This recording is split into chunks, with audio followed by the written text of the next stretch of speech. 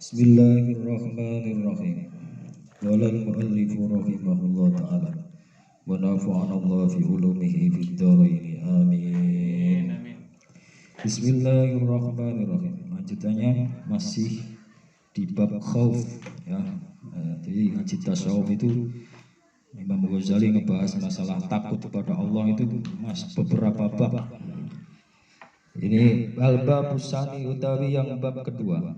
Bismillahirrahmanirrahim. Al-bab tsani utawi bab yang kedua iku fil khaufi di dalam menerangkan takut minallah dari Allah taala aidan juga. Bismillahirrahmanirrahim. Qala berkata sapa Abu Lais rahimahullah taala. Innallaha sesungguhnya Allah taala. Innallaha ta'ala sesungguhnya Allah ta'ala Innallaha ta'ala dan sesungguhnya Allah ta'ala malaikatan pada malaikat fis sama'i sabi'ani sajidan. Oh begini. Innallaha ta'ala malaikatan fis sama'i sabi'ati sajidan mundu khalaqahumullahu ta'ala ila yaumil qiyamah. Sesungguhnya Allah ta'ala menciptakan malaikat di langit yang 7, diciptakan dalam keadaan sujud mundu khalaqahum semasa dia diciptakan, semasa menciptakan para malaikat sapa Allah Gusti Allah ila yaumil qiyamah sampai nanti hari kiamat. Tarta itu yang menggigil sapa malaikat tadi faraisahum pada ini apa namanya lemee malaikat mimu khalifatillahi ta'ala dari mengingkari Allah ta'ala. Wa idza kanu dan ketika ada sapa malaikat semuanya yaumal qiyamati pada hari kiamat rafa'u maka mengangkat sapa malaikat tadi ru'usahum pada kepalanya malaikat tadi faqalu maka berkata semuanya para malaikat berkatanya subhanaka ma abadnaka haqqa ibadatika. Subhanaka maha suci engkau ya Allah ma abadnaka tidak menyembah tidak mengabdi atau menyembah kami kepada engkau hakko ibadatika pada hak-haknya ibadah engkau. Wadalika utawi itu tingkai para malaikat qauluhu ta'ala cocok dengan firman Allah ta'ala ya khafuna rabbahum min fawqihim wa yaf'aluna ma yu'marun. An-Nahl ayat 50. Ya khafuna kali takut semua sapa malaikat rabbahum pada pangerane malaikat min fawqihim dari di atas mereka, di atas para malaikat wa yaf'aluna dan mengerjakan sapa malaikat ma pada apa yu'maruna yang diperintah sapa malaikat pada sesuatu tadi. Jadi begini, malaikat Allah menciptakan malaikat di langit yang ketujuh itu dicetak dalam keadaan sujud. Dalam keadaan sujud. Sujud itu sampai kapan? Sampai sesuk dino kiamat. Jadi mulai dicetak terus sujud. Sampai kapan sujudnya? Sujudnya sampai di hari kiamat. Iku apa lemek yang dibuat sujud itu, alasnya yang dibuat sujud itu bergetar ketika kalau ada mengingkari perintah Allah Subhanahu wa taala. Kalau ada rasa mengingkari perintah Allah Ta'ala. Itu sebabnya apa? Karena rasa takutnya malaikat di atas ketakutannya para malaikat itu sendiri, di atas dirinya sendiri. Takut sama siapa? Takut kepada Allah. Jadi intinya malaikat itu dicetak takrifnya, pengertiannya layak sunallaha ma amarahu wa yaf'aluna ma yu'marun. Jadi malaikat itu gak pernah mendurakai apa yang diperintah, selalu mengerjakan apa yang diperintah. Itu pancen cetakannya malaikat seperti itu. Lah malaikat ibadah sujud sampai dino kiamat itu juga gak disuruh. Gak disuruh, beda dengan manusia. Beda manusia. Kayak Kanjeng Nabi dan umatnya Kanjeng Nabi. Kok ada diperintah sholat, itu karena perintah. Uang lek perkara diperintah itu mesti berat. Perintah berat, padahal cuma dalam satu hari satu malam itu cuma 5 kali. Tapi itu perintah. Perintahnya siapa? Gusti Allah. Nah, tapi sing taat ya diberi pahala rupane swarga, sing gak taat ya diberi siksa rupane neraka. Itu janjine pertama. Tapi wong perkara nek diperintah iku mesti abot. Contoh soal sampean punya anak. Anak eleh iwangi bapak di kebun macul. Abot, anaknya plengak-plengok. Abot. Tapi nek kemauannya sendiri gak diperintah, itu kadang bapaknya kerja 1 jam saja masih kurang. Kadang sampai sore pun masih nggak terasa. Lah mengibadahi malaikat seperti itu tidak diperintah.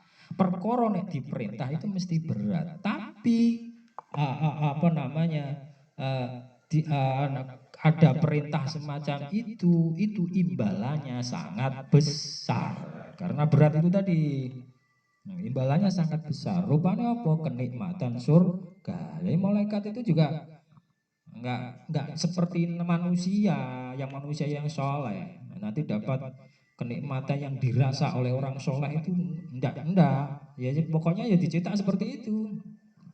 Nah, jumlah malaikat itu tidak ada yang tahu kecuali Allah Subhanahu wa taala. Tapi yang wajib diketahui oleh umat Islam, umat Rasulullah itu jumlahnya ada 10. Jadi malaikat itu seperti itu, tugasnya perintah tanya kuburan. Ya ngerti deh pokoknya tanya kuburan terus. Nggak ngerti yang lain itu nggak tahu. Itu malaikat. Tapi manusia kan banyak tahu. Nah, itu beda nih malaikat. Malaikat yang ngerti ini nek mayat teko ya takoki man rabbuka, siapa Tuhanmu. Jadi iki roti enak, enggak ngerti. Nah, itu yang tahu manusia. Nah, di situ itu. Yakni maksudnya sapa mufassir. Yakni mufassir mengatakan dari ayat tadi ya khafuna rabbahum min fawqihim wa yaf'aluna ma yu'marun la ya'sunallah, tidak bermaksiat sapa malaikat Allah pada Gusti Allah tarfata ainin pada ujungnya penglihatan. Jadi ujungnya artinya malaikat itu enggak pernah bermaksiat kepada Allah sama sekali. Kok malaikat maksiat ya iskal, sebab muskil, sebab malaikat itu tidak pernah diberi nafsu, Jadi sampai enek ceritanya malaikat sing gumun pada manusia. Gumun itu ora loh, menungso makhluk manusia itu susah sekali disuruh ibadah. Karena ibadahnya malaikat itu enggak sepiro kita dengan manusia itu. Sehingga malaikat ada yang iskal, muskil, ora manusia itu susah sekali disuruh baik, itu bagaimana? Namanya malaikat Harut Marut. Sehingga malaikat Harut Marut itu sudah saya, ya Allah Gusti, saya jadikan manusia terus saya akan ngabekti, saya akan beribadah kepada Engkau. Seperti karena kebiasaan malaikat itu ya itu yang rukuk terus yang sujud terus ibadahnya seperti itu.